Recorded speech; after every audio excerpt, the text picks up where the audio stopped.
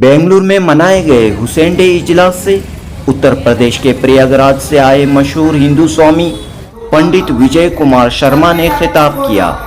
दोस्तों, इस हिंदू स्वामी की सेकुलर सोच को सलाम। जी हाँ, इस हिंदू स्वामी की सेकुलर सोच को सलाम। खुले आम मौलाई होने का इकरार करते हुए हजरत इमाम हुसैन अलैहिस्सलाम से बेपनाह मोहब्बत और अकीदत रखते हैं पंडित विजय शर्मा और अपने आप को मौलाई करार देते हैं। अभी तक वो सर हुसैन का है। और सबसे बड़ी बात यह है कि मैं गर्व से कहता हूं कि मैं मौलाई हूं। मुझे गर्व है इस बात पर। 26 जुलाई 2026 बरोज इतवार मनाए गए 34वें हुसैन डे में पंडित विजय कुमार शर्मा ने ईरान की ताकत, अली खामनाई की शहादत और करबला की हकीकत को बयान किया तो ऐसा महसूस हो रहा था कि पंडित जी की तकरीर किसी मौलवी साहब से कम नहीं। और इस यादगार इजलास में पंडित विजय कुमार शर्मा ने करबला और हजरत इमाम हुसैन की शहादत से हासिल होने वाले 5 सबक को 5 लेसन्स को अवाम के सामने पेश किया। जनूबी हिंद न्यूज़ रिपोर्ट। कहें कि हर एक को ताज़ा हवा की बहुत ज़रूरत है, हर एक को ताज़ा हवा की बहुत ज़रूरत है। यूँ कहिए करबो बला की बहुत ज़रूरत है, यूँ कहिए करबो बला की बहुत ज़रूरत है। निभाई हज़रत अब्बास ने जो सहरा में, निभाई हज़रत अब्बास ने जो सहरा में, हमें भी वैसी वफ़ा की बहुत ज़रूरत है। अब मैं नहायत अदब व एहतराम के साथ अपने एक और मौजूद मेहमान पंडित विजय कुमार शर्मा जी को ज़हमत देना चाहता हूं, जो प्रयागराज, जो पहले इलाहाबाद था, वहाँ से तशरीफ़ लाए हैं। प्रयागराज से पंडित विजय कुमार शर्मा साहब तशरीफ़ लाए हमारे दरमियान। वो आजकल काफ़ी मकबूल हो रहे हैं, उनके वीडियो बहुत चल रहे हैं। अब एक नारे सलवात से खैर मकदम कर। नारे सलवात।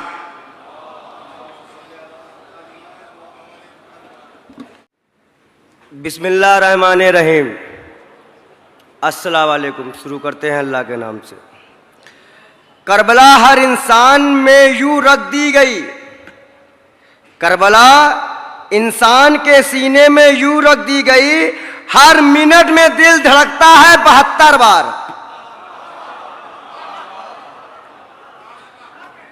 देखिए, आज मैं आपके सामने इंसानी तारीख का सबसे महत्वपूर्ण दर्दनाक वाकया बताने जा रहा हूं, जिसे हम सब करबला के नाम से जानते हैं। लेकिन करबला को जानने से पहले, करबला को समझने से पहले आपको मौलाई होना पड़ेगा। आपको अपना सर नहीं झुकाना पड़ेगा, चाहे कोई भी सामने आ जाए। देख रहे हो ईरान वालों को, किसी ने कहा था कि हम 4 दिन में जंग खत्म करेंगे, झुका दिए सर। और वो किससे सीख लिए हैं, हम आपको एक एग्जाम्पल देते हैं। जब करबला की लड़ाई हो रही थी तो हमारे अब्बास साहब का हाथ जंग में एक हाथ कट जाता है, शहीद हो जाता है, नहीं रहता है। तो वो दूसरे हाथ से जंग करते हैं और जंग करते करते शहीद हो जाते हैं। खामनाई साहब का भी एक बम कांड में हाथ नहीं उठता है, खराब हो जाता है। उन्होंने एक हाथ से ही पानी पिलाया है, एक हाथ से ही पानी पिलाया है। तो हुसैनी वो है जो डरेगा ही नहीं। मैं आपको बता दूं, मैं ईरान से सफर करके आया, मुझे तमाम संगठनों से धमकी आई कि आप जिंदा नहीं बचोगे। हमने कहा हम पैदा ही मरने के लिए हुए हैं, हम कफन सांस लेके चलते हैं, मार दो, कोई डर नहीं है। अब इमाम हुसैन साहब ने यह भी फरमाया है कि उनका निजाम सत्ता हासिल नहीं था, उनका काम सत्ता के लिए नहीं था, उनका मतलब दुनियावी चीजों के लिए नहीं था। और आज जो भी मौलाई बन के घूम रहे हैं और दुनियावी चीजों में मन लगाए हैं, हम उन्हें मौलाई नहीं मानते। वो यजीद के दूसरे रूप हैं, जिनको सत्ता में सियासतदान से मतलब रखना हो, उसके लिए अपने मूल्यों से समझौता कर देना हो, ऐसे भी हुसैनी नहीं होते हैं। 10 मुहर्रम जिसे आशूरा कहा जाता है, इंसानी तारीख का बेहद दर्दनाक दिन बन गया। कई दिनों तक इमाम हुसैन अलैहिस्सलाम के खेमे में पानी बंद कर दिया गया। पानी का वाकया पता है, लेकिन देख लीजिए आज दरिया भी हमारा है। एक बूंद हमारे परमिशन के बिना नहीं जाएगा, मौलाइयों के परमिशन के बिना नहीं जाएगा। बड़ी सी बड़ी हुकूमत लग गई है। तो उस दौर में भी ऐसा था, लेकिन तमाम मुश्किलों के बावजूद इमाम हुसैन और उनके साथियों ने सब्र और इस्तिकामत का दामन नहीं छोड़ा। आपको पता है जहां सब्र है वहां अल्लाह है। बहुत से लोग सोच रहे थे कि हम डरा देंगे, हम मुसलमानों को डराएंगे, इस्लाम को डराएंगे।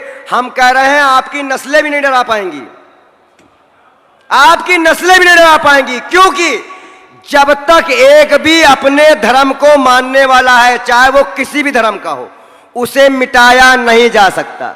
अगर हुसैनी एक है और सामने पूरा संसार है, तो एक हुसैनी भारी पड़ेगा, क्योंकि उसने सीख करबला से ली है, एप्स्टीन फाइल से नहीं ली है। जो एप्स्टीन फाइल वाले हैं वो हेलीकॉप्टर बदल देते हैं, कभी खुद भाग जाते हैं, लेकिन जो हुसैनी है वो एक शहीद होते हैं, दूसरे आ जाते हैं। अंतर इतना ही है, आप लोग समझ रहे होंगे। और सबसे बड़ी बात यह है कि मैं गर्व से कहता हूं कि मैं मौलाई हूं, मुझे गर्व है इस बात पर। और मैं आपको सबक के तौर पे करबला के 5 सबक दे दूं, जो करबला के सबक है। पहला सबक क्या है? हक पे डटे रहना। आप अपने हक पर डटे रहो। इमाम हुसैन अलैहिस्सलाम हमें सिखाते हैं कि सच्चाई और न्याय के साथ कभी नहीं छोड़ना है, लेकिन आज लोग छोड़ देते हैं विधायी कुर्सी के लिए, मंत्री बनने के लिए, बिजनेस के लिए, पावर के लिए। सब भूल जाते हैं, सब भूल जाते हैं, फिर उन्हें याद नहीं रहता।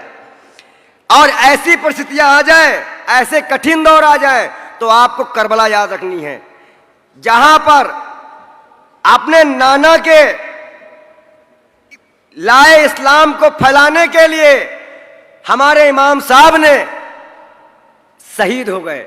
और हर बार शहीद, जितने लोग शहीद हुए, यही कहते गए, हे अल्लाह, ये बंदा तुम्हारे पास, तुम्हारे लिए शहीद हुआ, अब तुम्हारा हो गया। क्योंकि उन्होंने एक बात और बताया था। दूसरा सबक क्या कहा?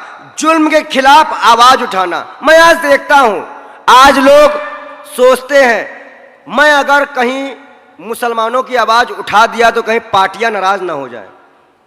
यही बहुत बड़ी बात है। तो इसलिए जिस पे जुल्म हो रहा हो उस पे आवाज उठानी चाहिए, चाहे वो किसी कौम का हो, चाहे वो कहीं भी हो, चाहे वो मजलूम ही क्यों ना हो। और देख लीजिए, फिलिस्तीन की आवाज खामनेई साहब ने उठाई। आज पूरा विश्व उन्हें याद कर रहा है। फकीरी से उन्होंने दिन दिया है। मैं ईरान गया हूं, मैं उनका घर देखा, खुमैनी साहब का घर देखा, 2 कमरों का घर। और नाम पूरे विश्व में जिनके पास महल है उनको कौन पूछ रहा है, आप लोग खुद समझ रहे होंगे। तो महलों की पूछ नहीं है। तो उन्होंने कहा कि जुल्म के खिलाफ आवाज उठाना है, और अत्याचार के सामने खामोशी और जालिम को ताकत देती है। जब भी आप चुप हो जाओगे, खामोश हो जाओगे, जालिम और ताकतवर हो जाएगा और गुंडागर्दी करने लग जाएगा। तीसरा सबक, इज्जत और खुददारी। इमाम हुसैन ने सिखाया है कि इज्जत के साथ मौत और जिल्लत के साथ जिंदगी से बेहतर है। उन्होंने हमें आत्मसम्मान और नैतिक साहस का महत्व समझाया। उन्होंने कहा कि अगर इज्जत से जी ना पाओ और जिल्लत से जीना पड़ रहा है तो मर जाओ, शहीद हो जाओ। क्योंकि अगर जिल्लत की जिंदगी है तो उससे अच्छा मौत है, शहीदी है। चौथा सबक, बड़े मकसद के लिए कुर्बानी। इमाम हुसैन अलैहिस्सलाम ने अपने परिवार, अपने साथियों और अपनी जान तक 2 दीन और इंसानियत के लिए, रक्षा के लिए कुर्बान कर दिए। उनकी कुर्बानी हमें सिखाती है कि महान उद्देश्यों की प्राप्ति के लिए आत्म आत्म त्याग या खुद को त्याग करना बहुत जरूरी होता है। और पांचवा सबक यह है कि